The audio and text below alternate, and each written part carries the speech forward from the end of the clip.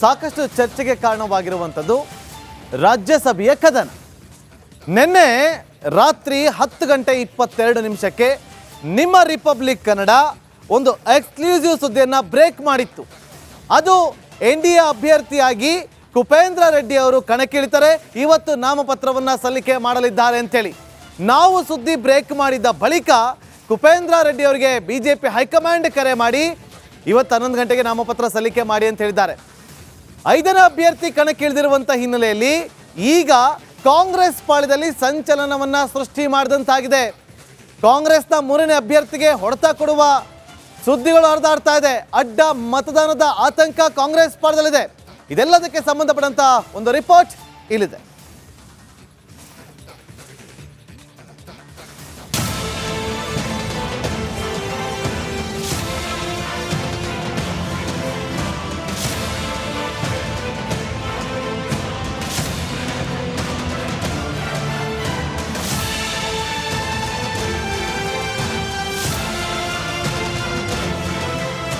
ಇದೇ ಫೆಬ್ರವರಿ 27ರಂದು 4 ಸ್ಥಾನದ ರಾಜ್ಯಸಭೆಗೆ ಚುನಾವಣೆ ನಡೆಯಲಿದ್ದು 4 ಸ್ಥಾನಗಳ ಪೈಕಿ ಕಾಂಗ್ರೆಸ್ಗೆ 3 ಸ್ಥಾನದ ಅವಕಾಶವಿದ್ದು ಬಿಜೆಪಿಗೆ 1 ಸ್ಥಾನದ ಅವಕಾಶವಿದೆ. ಈ ನಡುವೆ 5ನೇ ಅಭ್ಯರ್ಥಿಯಾಗಿ ಜೆಡಿಎಸ್ನ ಕುಪೇಂದ್ರ ರೆಡ್ಡಿ ಕಣಕ್ಕಿಳಿದಿದ್ದು ಕಾಂಗ್ರೆಸ್ ಪಾಳೆಯದಲ್ಲಿ ಢವಢವ ಶುರುವಾಗಿದೆ. NDA 5ನೇ ಅಭ್ಯರ್ಥಿಯಾಗಿ ಕುಪೇಂದ್ರ ರೆಡ್ಡಿ ಅಖಾಡಕ್ಕೆ.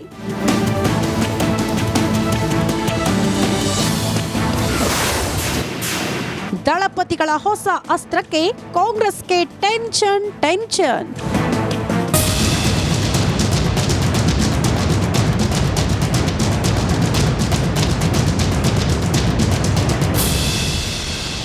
ಕುಪೇಂದ್ರ ರೆಡ್ಡಿ ಸ್ಪರ್ಧೆ ಮಾಡೋ ಬಗ್ಗೆ ರಿಪಬ್ಲಿಕ್ ಕನ್ನಡಕ್ಕೆ ಎಕ್ಸ್ಕ್ಲೂಸಿವ್ ಹೇಳಿಕೆ ನೀಡ್ತಾ ಇದ್ದಂತೆ ರಾಜ್ಯ ರಾಜಕೀಯದಲ್ಲಿ ಸಂಚಲನ ಸೃಷ್ಟಿ ಮಾಡಿತ್ತು.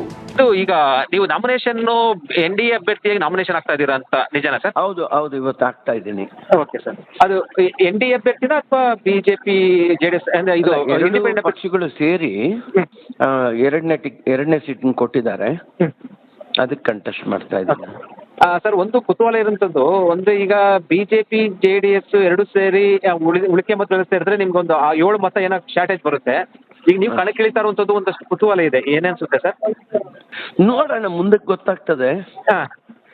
ಏನಾಗ್ತದೆ ನಂಗೆ ಗೊತ್ತಿಲ್ಲ. ನಾಮಿನೇಷನ್ ಫೈಲ್ ಮಾಡಿಬಿಟ್ಟು ಆಮೇಲೆ ಏನ್ ಮಾಡಬೇಕು ಅನ್ನೋದು ಆಲೋಚನೆ. ಈಗಾಗಲೇ ಈಗಿನ ಸಂಖ್ಯಾಬಲದ ಆಧಾರದ ಮೇಲೆ ಕಾಂಗ್ರೆಸ್ನ 3, ಬಿಜೆಪಿಯ 1 ಈಸಿಯಾಗಿ ಗೆಲುವು ಕಾಣಲಿದ್ದಾರೆ.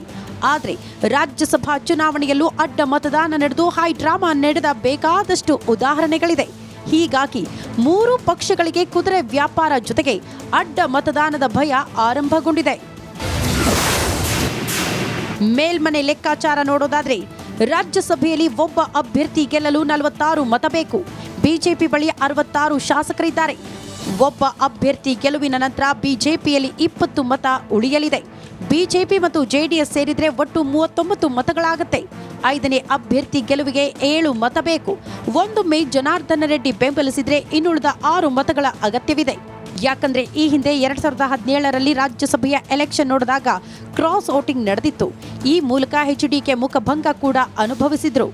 ಇದಷ್ಟೇ ಅಲ್ಲದೆ 2019ರಲ್ಲಿ ನಡೆದ ರಾಜ್ಯಸಭಾ ಚುನಾವಣೆಯಲ್ಲೂ ಅಡ್ಡ ಮತದಾನದಿಂದಾಗಿ ಕುಪೇಂದ್ರ ರೆಡ್ಡಿ ಸೋಲು ಕಂಡಿದ್ರು. ಇದೀಗ ಇದೇ ಭೀತಿ ಕಾಂಗ್ರೆಸ್ನಲ್ಲಿ ಅಡ್ಡ ಮತದಾನದ ಭಯ ಶುರುವಾಗಿದ್ದು ಶಾಸಕರನ್ನ ರೆಸಾರ್ಟ್ಗೆ ಶಿಫ್ಟ್ ಮಾಡೋ ಚಿಂತನೆ ನಡೆಸಲಾಗಿದೆ ಎನ್ನಲಾಗಿದೆ.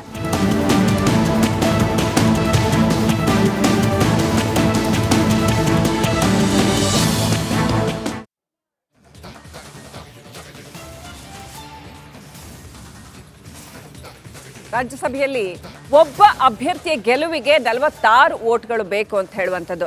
ಆದರೆ ನಾವೀಗಾಗಲೇ ನೋಡ್ತಾ ಇದ್ವಿ ನಾಗೇಂದ್ರ ಬಾಬು, ಹಿಂದೆ 2019ರಲ್ಲಿ ಕುಪೇಂದ್ರ ರೆಡ್ಡಿ ಸೋತಿದ್ರು ಅಂತ. ರಾಜಕೀಯದಲ್ಲಿ ಯಾವಾಗ ಏನ್ ಬೇಕಾದ್ರೂ ಆಗಬಹುದು. ಈ ಸಾರಿನೂ ಅದು ರಿಪೀಟ್ ಆಗಬೇಕು ಅಂತೇನಿಲ್ಲ. ಜಮೀರ್ ಅಹಮದ್ ಹೇಳಿದ್ದಾರೆ ಯಾವಾಗಲೂ JDS ಕ್ಯಾಂಡಿಡೇಟ್ ಆಗುತ್ತೆ, ಈ ಸಾರಿನೂ ಹಾಕ್ತಾರೆ ಸೋಲ್ತಾರೆ ಅಂತ. ಬಟ್ ಈ ಸಾರಿ ರಾಜಕೀಯ ಸಮೀಕರಣ ಸಂಪೂರ್ಣ ಬದಲಾಗೋ ಥರ ಕಾಣ್ತಾ ಇದೆ. ಸೊ ರಾಜ್ಯ ವಿಧಾನಸಭೆಯಲ್ಲಿ 66 ಬಿಜೆಪಿ ಶಾಸಕರಿದ್ದಾರೆ. ಮೈತ್ರಿ ಅಭ್ಯರ್ಥಿಯನ್ನ ಬಿಜೆಪಿ ಈ ಸಾರಿ ಕಣಕ್ಕೆ ಇಳಿಸಿದೆ. ಒಬ್ಬ ಅಭ್ಯರ್ಥಿ ಗೆಲುವಿಗೆ ಈಗಾಗಲೇ ಹೇಳಿದಾಗ 46 ವೋಟ್ಗಳು ಬೇಕಾಗಿದೆ. ಒಬ್ಬ ಕ್ಯಾಂಡಿಡೇಟ್ ನಂತೂ ಆರಾಮವಾಗಿ ಬಿಜೆಪಿ ಅವ್ರು ಗೆಲ್ಲಿಸ್ಕೊಂಡ್ ಬಿಡ್ತಾರೆ. ಶ್ರೀಲಕ್ಷ್ಮಿ ನೋಡಿ, ಬಹಳ ಕುತೂಹಲ ಅಂತ ಇರುವಂತದ್ದು ನೋಡಿ, 224 ನಮ್ಮಲ್ಲಿರುವಂತಹ ಶಾಸಕರು. ಓಕೆ, ಅದರಲ್ಲಿ ಬಿಜೆಪಿ 66, JDS 19, ಕಾಂಗ್ರೆಸ್ 135. ಅದನ್ನ ಹೊರತುಪಡಿಸಿ ಪ್ರಮುಖವಾಗಿ 4 ಪಕ್ಷೇತರ ಅಭ್ಯರ್ಥಿಗಳಿದ್ದಾರೆ. ಜನಾರ್ದನ್ ರೆಡ್ಡಿ ಅವರು, ಲತಾ, ಮತ್ತೆ ಗೌರಿಬಿದನೂರು ಶಾಸಕರು, ಮತ್ತೆ ದರ್ಶನ್ ಪುಟ್ಟಣ್ಣಯ್ಯ. ಯಾಕೆ ಇಂತಹ ಒಂದು ನಿಲುವನ್ನ ಬಿಜೆಪಿ ಹಾಗೂ JDS ತೆಗೆದುಕೊಳ್ತು ಅಂತಂದ್ರೆ ನೋಡಿ, ಅವರು 4ನೇ ಅಭ್ಯರ್ಥಿಯನ್ನಾಗಿ ಒಬ್ಬನ ಕಣಕ್ಕಿಳಿಸಿದ್ರೆ ಅಲ್ಲಿ 46 ಹೋಗುತ್ತೆ. ಇನ್ನುಳಿದಂತೆ ಅವರು ಮಿಗುವಂತ ಒಂದು ಓಟ್ಗಳೇನಿದೆ ಅದನ್ನ ಏನ್ ಮಾಡೋದು, ಯಾಕೆ ವೇಸ್ಟ್ ಮಾಡೋದು ಯಾಕೆ ಅಂತ ಹೇಳಿ ಒಂದು ಲೆಕ್ಕಾಚಾರಗಳನ್ನ ಹಾಕೊಂಡು, ನೀವು ಆರಂಭದಲ್ಲಿ ಹೇಳಿದ್ರಿ ರಾಜಕೀಯದಲ್ಲಿ ಯಾವಾಗ್ಲೂ 1+1 2 ಅಂತ ಆಗ್ಬೇಕು ಅಂತೇನಿಲ್ಲ, ಅದು 11 ಬೇಕಾದ್ರೂ ಆಗ್ಬೋದು. ಸೊ ಈಗ ಇದೇ ಲೆಕ್ಕಾಚಾರಗಳು ಶುರುವಾಗಿದೆ. ಯಾಕೆ ಅಂತಂದ್ರೆ ನೋಡಿ, ಇವಾಗ ಪಕ್ಷೇತರ ಅಭ್ಯರ್ಥಿ ಆಗಿರುವಂತಹ ಜನಾರ್ದನ್ ರೆಡ್ಡಿ ಅವರು ಆಲ್ರೆಡಿ ಘೋಷಣೆ ಮಾಡ್ಬಿಟ್ಟಿದ್ದಾರೆ. ಒಂದು ಅಧಿಕೃತವಾದಂಥ ಘೋಷಣೆ ಒಂದೇ ಬಾಕಿ. ಸೊ ಅವ್ರದ್ದೊಂದು ಓಟ್ ಬೀಳುತ್ತೆ. ಆಗ ಅಲ್ಲಿಗೆ ಅವರಿಗೆ ಸಿಗುವಂಥದ್ದು ನೋಡಿ 19 ಇನ್ನುಳಿದಂಥ ಮತಗಳನ್ನು ಒಟ್ಟುಗೂಡಿಸ್ತು. ನೋಡಿ, ಇಲ್ಲಿ ನಮ್ಮ ಸ್ಕ್ರೀನ್ ಮೇಲೆ ಕೂಡ ಅದನ್ನು ಗಮನಿಸ್ತಾ ಇದ್ದೀವಿ. 19 66ರಲ್ಲಿ 45 ಹೋಯ್ತು ಅಂತಂದ್ರೆ ಇನ್ನು ಉಳಿದಂಥ ವೋಟ್ಗಳಿಗೆ 19 ಕ್ರೋಢೀಕರಣ ಮಾಡಬೇಕು, ಪ್ಲಸ್ ಮಾಡಬೇಕು. ಪಕ್ಷೇತರರು 3 ಬರ್ತಾರೆ. ಆಲ್ರೆಡಿ ದರ್ಶನ್ ಪುಟ್ಟಣ್ಣಯ್ಯ ಕಾಂಗ್ರೆಸ್ ಬೆಂಬಲಿತ ಅಂತ ಕೂಡ ಹೇಳಲಾಗ್ತದೆ. ಅದಕ್ಕೆ 135+1 ಅಂತ ನಾವು ಹಾಕಿರೋದಲ್ಲಿ. ಸೊ 46 ಬೇಕು ಅಂತಂದ್ರೆ ಇವ್ರ ಹತ್ರ ಈಗ 39 ಆಗುತ್ತೆ. ಪ್ಲಸ್ ಹೆಂಗ್ ಮಾಡ್ತಾರೆ, ಯಾರನ್ನ ತಗೋತಾರೆ, ಆಪರೇಷನ್ ಮಾಡಲೇಬೇಕಾದಂತ ಅನಿವಾರ್ಯ. ಕಾಂಗ್ರೆಸ್ ಶಾಸಕಾಂಗ ಪಕ್ಷದ ಸಭೆಯಲ್ಲಿ ನಿನ್ನೆ ಆರಂಭದವರೆಗೂ ಕೂಡ ಚರ್ಚೆಗಳಾಗಿರ್ಲಿಲ್ಲ. ಯಾವಾಗ ರಿಪಬ್ಲಿಕನ್ ಸುದ್ದಿ ಬ್ರೇಕ್ ಮಾಡ್ತೋ ಅಲ್ಲಿಂದ ಅವರಲ್ಲಿ ಸಂಚಲನ ಸೃಷ್ಟಿ ಆಗುತ್ತೆ. ಎಲ್ಲರನ್ನು ಕೂಡ ಕೂಡಿಟ್ಟುಕೊಳ್ಳುವಂತ ಕೆಲಸಗಳು ಮಾಡ್ಲಾಗ್ತಾ ಇದೆ. ಓಕೆ, ಆದ್ರೆ ಎಲ್ಲರೂ ಹೇಳ್ತಾರೆ, ನೀವ್ ಹೇಳ್ದಾಗ ಈಗ ನೋಡಿ ಎಲ್ಲರೂ ಹೇಳಿಕೆ ಕೊಡಕ್ ಶುರು ಮಾಡ್ತಾರೆ ಈಗ. ಇನ್ನು ಏನಂದ್ರೆ ಏನು ಅಡ್ಡ ಮತದಾನ ಆಗೋದಿಲ್ಲ, ನಾವು ಎಲ್ಲಾ ಶಾಸಕರನ್ನ ಇಂಟ್ಯಾಕ್ಟ್ ಆಗಿ ಇಟ್ಕೊಂಡಿದೀವಿ, ಇನ್ನು ರೆಸಾರ್ಟ್ ರಾಜಕಾರಣ ಕೂಡ ಗರಿಗೆದರುತ್ತೆ, ಅದೆಲ್ಲವೂ ಆಗುತ್ತೆ. ಆದರೂ ಕೂಡ ಅದೆಲ್ಲದರ ಮೇಲೂ ಕೂಡ ರಾಜಕೀಯ ಲೆಕ್ಕಾಚಾರ ಕೈ ಕೊಡುತ್ತೆ. ಹಿಂದೆಲ್ಲ ಆಗಿದ್ದನ್ನು ನಾವು ನೋಡಿದೀವಿ, ಹೇಗೆ ಬೇಕಾದ್ರೂ ಆಟ ಆಡಬಹುದು ಅಂತ. ಸೊ ಹಾಗಾಗಿ ಈ ಸಾರಿ ರಿಸಲ್ಟ್ ಏನಾಗತ್ತೆ ಅಂತ ಕೇವಲ ಕಾಂಗ್ರೆಸ್ನಿಂದ ಮಾತ್ರ ಅಡ್ಡ ಮತದಾನದ ಭೀತಿ ಇಲ್ಲ, JDS ಇಂದ ಯಾಕೆ ಮಾಡಬಾರ್ದು? ಹಿಂದೆ ಸೋಮಶೇಖರ್ ಅವರು ನೋಡಿ, ಕಾಂಗ್ರೆಸ್ನ ಅಭ್ಯರ್ಥಿ ಪರವಾಗಿ ಶಿಕ್ಷಕರ ಚುನಾವಣೆಯಲ್ಲಿ ಕಾಂಗ್ರೆಸ್ ಅಭ್ಯರ್ಥಿ ಪರವಾಗಿ ಅವರು ಮತವನ್ನೇ ಯಾಚನೆ ಮಾಡ್ತಿದ್ದಾರೆ ಅವ್ರ ಕ್ಷೇತ್ರದಲ್ಲಿ. ಅವ್ರು ಆಗ್ತಾರ. ಬಿಜೆಪಿಯಲ್ಲೂ ಭಯ ಇದೆ, ಕಾಂಗ್ರೆಸ್ ನಲ್ಲೂ ಭಯ ಇದೆ. ಒಂದು ವೇಳೆ ಕಾಂಗ್ರೆಸ್ನವ್ರು ಎಲ್ಲರೂ ಹಾಕಿದೆ ಆದ್ರೆ ನೀವು ಹೇಳಿದಂತೆ JDS ನಲ್ಲಿ ಕಳೆದ ಬಾರಿಯೂ ಕೂಡ ಇದೇ ಒಂದು ವಿಶ್ವಾಸದಲ್ಲಿ ಇದ್ರು. ಆದ್ರೆ ಈ ಬಾರಿ ಆಗತ್ತಾ ಅನ್ನೋ ಕುತೂಹಲ ಕೂಡ ಇರುವಂತದ್ದು. ಇದೇ ವಿಚಾರಕ್ಕೆ ಸಂಬಂಧಪಟ್ಟಂತೆ ಮತ್ತಷ್ಟು ಮಾಹಿತಿಯನ್ನು ಕೊಡೋದಕ್ಕೆ ನಮ್ಮ ಪೊಲಿಟಿಕಲ್ ರಿಪೋರ್ಟರ್ ಆಗಿರುವಂತಹ ವಿಜಯ್, ಪೊಲಿಟಿಕಲ್ ಬ್ಯೂರೋ ಹೆಡ್ ಆಗಿರುವಂತಹ ವಿಜಯ್ ಲೈವ್ ನಲ್ಲಿ ಜಾಯ್ನ್ ಆಗಿದ್ರು. ಸ್ವಲ್ಪ ಟೆಕ್ನಿಕಲ್ ಇಶ್ಯೂ ಆಗಿದೆ, ಮತ್ತೆ ಜಾಯ್ನ್ ಆಗಿದ್ದಾರೆ ಬಸವರಾಜ್ ಹಾಗೂ ಸತೀಶ್. ನೋಡಿ, 3 ಕೂಡ ವಿಧಾನಸೌಧ ಹತ್ರ ಇದ್ದಾರೆ. ಅಲ್ಲಿ ಸ್ವಲ್ಪ ಟೆಕ್ನಿಕಲ್ ಎರರ್ ಆಗ್ತಾ ಇದೆ. ಬೆಳಗಿಂದ ನಾನು ಕೂಡ ಅಲ್ಲೇ ಇದ್ದೆ. ಮೊದಲಿಗೆ ವಿಜಯ್ ಹತ್ರ ಹೋಗ್ತೀನಿ. ವಿಜಯ್, ಇವತ್ತು ನಾನು ವಿಧಾನಸೌಧ ಹತ್ರ ಬಂದಿದ್ದೆ. ಬಹಳ ಖುಷಿ ಹಾಗೂ ಹೆಮ್ಮೆ ಆಗಿದ್ದ ವಿಚಾರ ಏನಂತಂದ್ರೆ, ರಿಪಬ್ಲಿಕ್ ಕನ್ನಡ ಅದು ನೀವು ಕೊಟ್ಟಂತ ಸುದ್ದಿ ಇವತ್ತು ವಿಧಾನಸೌಧದಲ್ಲಿ ಸಾಕಷ್ಟು ಚರ್ಚೆ ಆಗಿದೆ. ಕುಪೇಂದ್ರ ರೆಡ್ಡಿ ಅವರು ಕಣಕ್ಕಿಳಿತಾರೆ, ಇವತ್ತು ನಾಮಪತ್ರ ಸಲ್ಲಿಕೆ ಮಾಡ್ತಾರೆ ಅಂತೇಳಿ. ಇರಲಿ, ಮೊದಲಿಗೆ ಕಂಗ್ರ್ಯಾಚುಲೇಷನ್ ನಿಮಗೆ ಆ ಒಂದು ಸುದ್ದಿಯನ್ನು ಬ್ರೇಕ್ ಮಾಡಿದ್ದಕ್ಕೆ. ಲೆಕ್ಕಾಚಾರ ಏನು ಓವರ್ ಆಲ್ ಆಗಿ ಹೇಳೋದಾದ್ರೆ ಕ್ವಿಕ್ ಆಗಿ ವಿಜಯ್? ನಾಗೇಂದ್ರ ಬಾಬು, ಯಾರು ನಿರೀಕ್ಷೆ ಮಾಡಿರಲಿಲ್ಲ ಕುಪೇಂದ್ರ ರೆಡ್ಡಿ ನಿನ್ನೆ ತಡರಾತ್ರಿ 11 ಗಂಟೆಯ ಬಳಿಕ ಒಂದು ಹೈಕಮಾಂಡ್ ನಿರ್ಧಾರದ ನಂತರ ಏನು ನಾಮಪತ್ರ ಸಲ್ಲಿಸಿರುವಂಥದ್ದು. ಒಂದು ಬೇಕಾಗಿರುವಂಥದ್ದು ಅಂದರೆ ಜನಾರ್ದನ್ ರೆಡ್ಡಿ ಇವರ ಜೊತೆ ಕೈ ಜೋಡಿಸೋದು ಕೂಡ ನಿಶ್ಚಿತ. ಜೋಡಿಸಿದ ನಂತರ ಬೇಕಾಗುವಂಥದ್ದು 6 ಮತಗಳು ಬೇಕಾಗುತ್ತೆ. 6 ಮತಗಳನ್ನು ಹೇಗೆ ತೆಗೆದುಕೊಳ್ತಾರೆ ಅನ್ನೋದು. ಪಕ್ಷೇತರ ಎಲ್ಲ ಶಾಸಕರು ಕೂಡ ಆಗ್ತಾರ. ಅದರಲ್ಲಿ ದರ್ಶನ್ ಪುಟ್ಟಣ್ಣಯ್ಯ ಸೇರಿದಂತೆ ಅವ್ರನ್ನ ಬಹುತೇಕವಾಗಿ ಅವ್ರನ್ನ ಮ್ಯಾನೇಜ್ ಮಾಡಬಹುದು ಅಂತ ಅಂದ್ಕೊಂಡಿದ್ದರೆ ಒಂದು ವೇಳೆ ಅವ್ರು ಬಂದರೆ, ಆದರೆ ಉಳಿದಂಥ 5 ಮತಗಳು ಕಾಂಗ್ರೆಸ್ನಿಂದಲೇ ತೆಗಿಬೇಕು. ಬೇರೆ ಕಡೆಯಿಂದ ಎಲ್ಲ ಇಂಡಿಪೆಂಡೆಂಟ್ ಒಂದು 7-8 ಜನ ಇಂಡಿಪೆಂಡೆಂಟ್ ಇದ್ದಿದ್ದರೆ ಹೌದು ಅದು ಸಾಧ್ಯತೆ ಇತ್ತು ಅಂತ ಹೇಳ್ಬೋದಾಗಿತ್ತು. ಕಾಂಗ್ರೆಸ್ನಿಂದ 5 ಮತಗಳನ್ನು ತೆಗೆದುಕೊಳ್ಳುವಂಥದ್ದು ಅಷ್ಟು ಸುಲಭದ ಮಾತಲ್ಲ. ಯಾಕಂದರೆ ಸಿದ್ದರಾಮಯ್ಯ ಮುಖ್ಯಮಂತ್ರಿ ಆಗಿರುವಂಥದ್ದು, ಇನ್ನು 4 ವರ್ಷ ಸರ್ಕಾರ ಇರುವಂಥದ್ದು ಸುಲಭದ ಮಾತಲ್ಲ. ಆದರೆ ರಾಜಕೀಯವಾಗಿ ಯಾವಾಗ ಏನು ಬೇಕಾದ್ರೂ ಕೂಡ ಆಗ್ಬೋದು. ಒಂದೊಂದು ಬಹಳ ಸ್ಪಷ್ಟ, ಕುಪೇಂದ್ರ ರೆಡ್ಡಿ ಕಣಕ್ಕಿಳಿದಿರುವಂಥ ಹಿನ್ನೆಲೆಯಲ್ಲಿ ಅಡ್ಡ ಮತದಾನದ ಭೀತಿ ಕಾಂಗ್ರೆಸ್ಗೆ ಎದುರಾಗಿರುವಂಥದ್ದು. ಅದರ ಜೊತೆಗೆ ಬಿಜೆಪಿ ಮತ್ತು JDS ಕೂಡ ಕ್ರಾಸ್ ವೋಟಿಂಗ್ ಮಾಡಿಸುವಂಥ ಆಲೋಚನೆ ಚಿಂತನೆ ಈಗ ಕಾಂಗ್ರೆಸ್ನಲ್ಲಿರುವಂಥದ್ದು. ಇವರು ಕೂಡ ತೋರ್ಸ್ ಓಟ್ ಹಾಕ್ಬೇಕಾಗುತ್ತೆ. ಒಂದು ಅಡ್ಡ ಮತದಾನ ಮಾಡಿದ್ರೆ ನಾಗೇಂದ್ರ ಬಾಬು ಶಾಸಕತ್ವ ರದ್ದಾಗೋದಿಲ್ಲ. ಈ ರಾಜ್ಯಸಭಾ ಚುನಾವಣೆಯಲ್ಲಿ ವಿಪ್ ಉಲ್ಲಂಘನೆ ಮಾಡಿದ್ರು ಕೂಡ ಅದರ ಪರಿಣಾಮ ಶಾಸಕರಿಗೆ ಆಗೋದಿಲ್ಲ. ಆದ್ರೆ ಯಾರಿಗೆ ತೋರ್ಸ್ ಓಟ್ ಹಾಕ್ತೀರಿ ಅನ್ನೋಂಥದ್ದು ಗೊತ್ತಾಗುತ್ತೆ, ಯಾರು ನಾವು ಓಟ್ ಹಾಕಿದ್ರೆ ಅಂತ ತೋರಿಸಬೇಕಾಗುತ್ತೆ. ಇದು ಪಕ್ಷ ಶಾಸಕರ ಮೇಲೆ ಒಂದಷ್ಟು ಪರಿಣಾಮ ಬೀರುವಂಥದ್ದು. ಆದ್ರೆ ಶಾಸಕತ್ವ ರದ್ದಾಗೋದಿಲ್ಲ. ಅಂದ್ರೆ ಎಲ್ಲವೂ ಕೂಡ ರಾಜಕೀಯ ಲೆಕ್ಕಾಚಾರಗಳು ನಡೀತಾ ಇರುವಂಥದ್ದು. ಒಂದು ಇಲ್ಲಿ ಬಹಳ ಪ್ರಮುಖವಾಗಿರುವಂತಹ ಪ್ರಶ್ನೆ ಮತ್ತು ಕುತೂಹಲ ಜೊತೆಗೆ ಪ್ರಾಮುಖ್ಯತೆ ಪಡ್ಕೊಂಡಿರೋದು ಯಾಕೆ ಅಂತಂದ್ರೆ ಪ್ರತಿಯೊಬ್ಬರು ಕೂಡ ವೋಟನ್ನ ಮಾಡಿದ್ಮೇಲೆ ಅದನ್ನ ತೋರಿಸಲೇಬೇಕಾಗತ್ತೆ. ಸೊ ಆಗ ಗೊತ್ತಾಗ್ಬಿಡುತ್ತೆ. ನೋಡಿ, ಒಬ್ಬ ರಿಪೋರ್ಟರ್ಗೆ ಯಾವಾಗ ಹೆಮ್ಮೆ ಅನ್ಸುತ್ತೆ ಅಂತಂದ್ರೆ ಅವರು ಕೊಟ್ಟಂತ ಬ್ರೇಕ್ ಎಕ್ಸ್ಕ್ಲೂಸಿವ್ ಆಗಿ ಬ್ರೇಕ್ ಆಗುವಂಥದ್ದು, ಇಡೀ ರಾಜ್ಯ ರಾಜಕೀಯದಲ್ಲಿ ಚರ್ಚೆ ಆಗುವಂಥದ್ದು, ಬೇರೆ ಚಾನಲ್ಗಳು ಫಾಲೋ ಮಾಡುವಂಥದ್ದಾಗುತ್ತಲ್ಲ ಆಗ. ಸೊ ಆ ಕೆಲಸವನ್ನು ನೀವು ಮಾಡಿದ್ದೀರಿ. ಈಗ ನಾನು ಬಸವರಾಜನಿಗೆ ಪ್ರಶ್ನೆ ಕೇಳಲೇಬೇಕು. ಬಸವರಾಜ್, ನೋಡಿ, ಈ ವಿಚಾರ ಈಗ ಕ್ವಿಕ್ ಆಗಿ ನನಗೆ ಆನ್ಸರ್ ಬೇಕು. ರಾಜಕೀಯ ಪಡಸಾಲೆಯಲ್ಲಿ ಏನು ಚರ್ಚೆ ಆಗ್ತಾ ಇದೆ?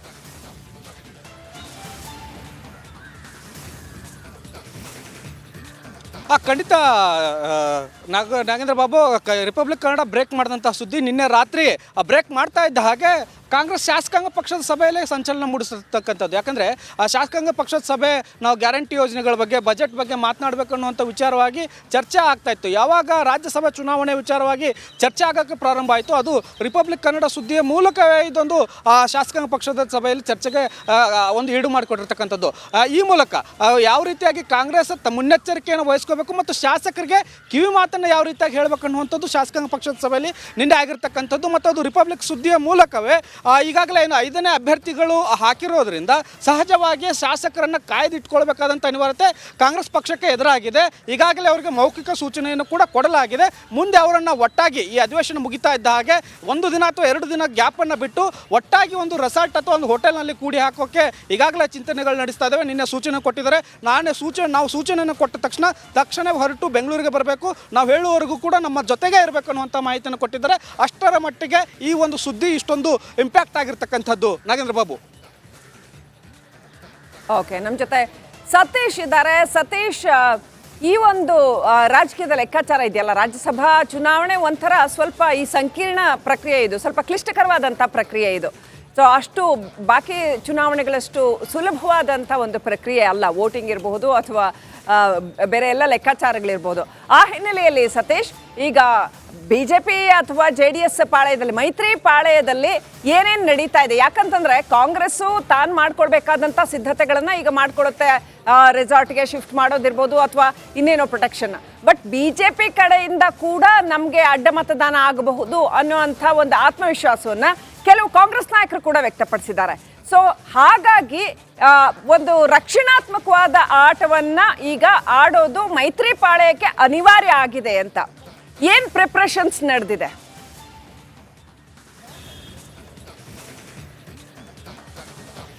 ಹೌದು ಶ್ರೀಲಕ್ಷ್ಮಿ, ಯಾಕಂದರೆ ಅಡ್ಡಮತ ನಿರೀಕ್ಷೆಯಲ್ಲೇ BJP ಮತ್ತು JDS 2ನೇ ಅಭ್ಯರ್ಥಿನ ಕಣಕ್ಕಿಳಿಸಿರೋದು. ಅಂದರೆ ಕಾಂಗ್ರೆಸ್ನಿಂದ ಅಡ್ಡ ಮತದಾನ ಆದರೆ ಅದು ನಮಗೆ ಅನುಕೂಲ ಆಗುತ್ತೆ ಅನ್ನೋದು ಅವರ ಲೆಕ್ಕಾಚಾರ.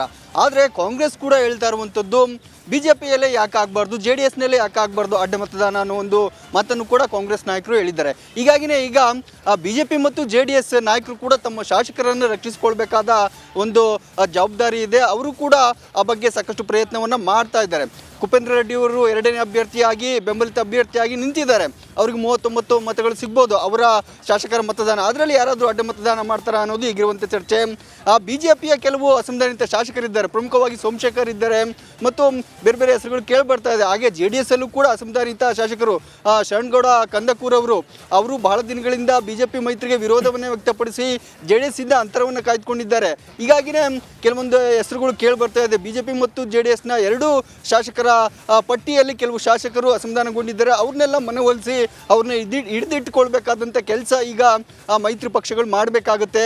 ಆ ನಿಟ್ಟಿನಲ್ಲಿ ಅವರು ಯಶಸ್ವಿ ಆಗ್ತಾರ, ಮತದಾನ ತೋರಿಸಿ ಹಾಕ್ಬೇಕಾದ್ರೂ ಕೂಡ ಆದ್ರೂ ಅವ್ರ ಶಾಸಕರು ಹಿಡಿದಿಟ್ಕೊಳ್ತಾರ ಅನ್ನೋದು ಈಗಿರುವಂತ ಪ್ರಶ್ನೆ. ಶ್ರೀಲಕ್ಷ್ಮಿ, ಸತೀಶ್, ಇವಾಗ ಜಮೀರ್ ಹೇಳಿಕೆ ಕೊಟ್ಟ ಹಾಗೆ, ಜಮೀರ್ ಅಹಮದ್ ಅವರು ಹೇಳಿಕೆ ಕೊಟ್ಟ ಹಾಗೆ ಪ್ರತಿ ಸಾರಿ JDS ಕ್ಯಾಂಡಿಡೇಟ್ ಹಾಕುತ್ತೆ, ಸೋಲ್ತಾರೆ ಅಂತ. ಈ ಸಾರಿ ಇದು ಹೇಗೆ ವಿಭಿನ್ನವಾಗಿರುತ್ತೆ? ಹಾಗಿರೋದಿಲ್ಲ ಅಂತ ಏನು ಕಾನ್ಫಿಡೆನ್ಸ್ JDSನವ್ರಿಗೆ ಈ ಸಾರಿ?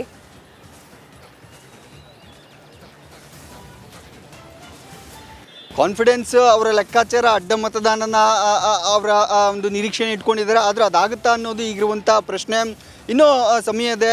ಆ ಸಮಯದಲ್ಲಿ ಏನಾದರೂ ಕಾಂಗ್ರೆಸ್ನ ಕೆಲವು ಶಾಸಕರನ್ನು ಸಂಪರ್ಕಿಸ್ತಾರ, ಪಕ್ಷೇತರರು ಜನಾರ್ದನ್ ರೆಡ್ಡಿ ಅವ್ರು ಬಿಟ್ಟರೆ ಇನ್ನುಳಿದಂಥ 3 ಕಾಂಗ್ರೆಸ್ ಬೆಂಬಲಿತರಾಗಿದ್ದಾರೆ, ಬೆಂಬಲ ಮಾಡ್ತೀವಿ ಅನ್ನೋ ಒಂದು ಮಾತನ್ನು ಕೊಟ್ಟಿದ್ದಾರೆ, ಅವ್ರನ್ನ ಸೆಳಿತಾರ, ಅಥವಾ ಕಾಂಗ್ರೆಸ್ನಲ್ಲಿ ಕೆಲವೊಂದಷ್ಟು ಅಸಮಾಧಾನಗಳಾಯಿತು, ಅನುದಾನಗಳು ಸಿಕ್ಕಿಲ್ಲ, ನಮ್ಮ ಕ್ಷೇತ್ರಕ್ಕೆ ಹೆಚ್ಚಿನ ಅನುದಾನ ಸಿಕ್ಕಿಲ್ಲ, ಸಚಿವರು ನಮಗೆ ಸ್ಪಂದಿಸ್ತಾಯಿಲ್ಲ ಅನ್ನೋದು ಸಾಕಷ್ಟು ಹಿಂದೆ ಅಸಮಾಧಾನಗಳು ಭುಗಿಲೇಳ್ತು. ಶಾಸಕಾಂಗ ಪಕ್ಷದಲ್ಲೂ ಕೂಡ ಚರ್ಚೆ ಆಯಿತು. ಅಂಥ ಶಾಸಕರನ್ನೆಲ್ಲ ಒಟ್ಟುಗೂಡಿಸಿ ಅವ್ರ ಜೊತೆ ಮಾತುಕತೆ ನಡೆಸಿ ಅವ್ರನ್ನೇನಾದರೂ ಸೆಳಿಬೋದಾ ಅನ್ನೋ ಒಂದು ಆಶಾಭಾವನೆ BJPಯಲ್ಲಿದೆ. ಜಮೀರ್ ಅಹಮದ್ ಅವರು ಹೇಳಿರೋ ಪ್ರಕಾರ ಹಿಂದಿನಿಂದಲೂ JDS ಸೋಲ್ತಾ ಬರ್ತಾ ಇದೆ, ಈ ರೀತಿಯೂ ಸೋಲ್ತಾರೆ ಅನ್ನೋ ಮಾತನ್ನು ಹೇಳಿದರೆ ಅದು ಈ ಸಲಿನ ಆಗ್ಬಹುದಾ ಅನ್ನೋದು ಕೂಡ ಪ್ರಶ್ನೆ. ಯಾಕಂದರೆ JDS ಮತ್ತು BJP ಲೆಕ್ಕಾಚಾರ ಹಾಕಿರುತ್ತೆ, ಹೈಕಮಾಂಡ್ ಕೂಡ ಈ ಬಗ್ಗೆ ಲೆಕ್ಕಾಚಾರ ಹಾಕಿರ್ಬೋದು ಅಂತ ಕೆಲವೊಂದಷ್ಟು ಅಸಮಾಧಾನ ಶಾಸಕರನ್ನ ಸೆಳೆದು ತಮ್ಮ ಪರ ಮತವಾಗಿ ಪರಿಗಣಿಸ್ತಾರೆ ಅನ್ನೋದಿರುವಂಥ ಪ್ರಶ್ನೆ. ರಾಜಕೀಯದಲ್ಲಿ ಯಾವಾಗ ಏನು ಬೇಕಾದರೂ ಆಗ್ಬೋದು. ಈ ಹಿಂದಿನ ಹಲವಾರು ರಾಜ್ಯಸಭಾ ಚುನಾವಣೆಗಳನ್ನು ಗಮನದಲ್ಲಿಟ್ಕೊಂಡ್ರೆ ಅಡ್ಡ ಮತದಾನ ಆಗಿ ಗೆದ್ದಿರುವಂಥ ಉದಾಹರಣೆಗಳು ಇದಾವೆ.